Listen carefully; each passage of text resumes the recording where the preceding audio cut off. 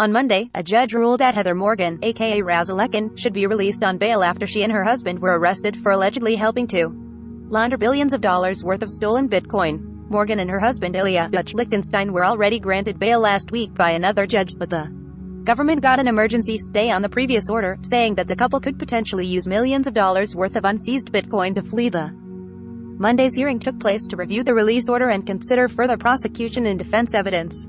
You can read both of the written arguments below, which largely reflect what the parties argued in court. The presiding judge decided that Morgan could await her trial at home if she made bail, but she didn't overturn the stay for Lichtenstein, meaning that he would stay in custody. The government claims the couple still has access to substantial funds. The couple was arrested on allegations that they tried to launder some of the 119,754 Bitcoin stolen in the 2016 Bitfinex hack, while the government seized most of that crypto, worth around $3.6 billion last week. It claims in court documents that there are still millions of dollars worth that it hasn't been able to get its hands on yet. It also says that the couple purchased 70 gold coins with funds linked to the attack, which it didn't find while searching the couple's apartment. It did discover empty hollowed-out books, a bag of burner phones, and several hardware cryptocurrency wallets. Related, what I learned from the words and rhymes of alleged Bitcoin launderer Razzlekhan. Following her arrest, Morgan got a lot of attention on social media after it was discovered that she'd been posting rap music videos and fashion content under the name Razzlekhan. Clips of particularly cringe-worthy moments from her music videos have been shared online since the news of her arrest, alongside incredulous comments that the person rapping about being the crocodile of Wall Street was involved with the Bitfinex hack.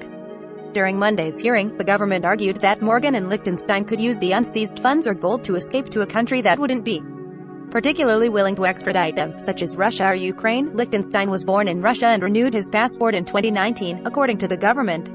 It also argued that they'd be motivated to do so, given that they could face substantial financial penalties and 25 years in prison if convicted of fraud and money laundering. The couple's lawyer argued that they were unlikely to flee for several reasons. Morgan is currently recovering from surgery, and both her and Lichtenstein's parents had posted their houses as collateral for their bail. He also argued that if they had wanted to flee, they would have done so in the week or two leading up to the arrest, asserting they would have realized the government was onto them after receiving notice of a subpoena from an ISP and seeing the funds seized.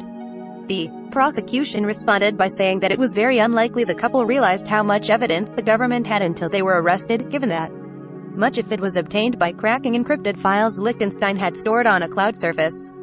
The judge said that Lichtenstein wouldn't be granted bail because the government's evidence alleges he was largely in control of the funds. Morgan, she reasoned, was less likely to have access to funds that would help her escape.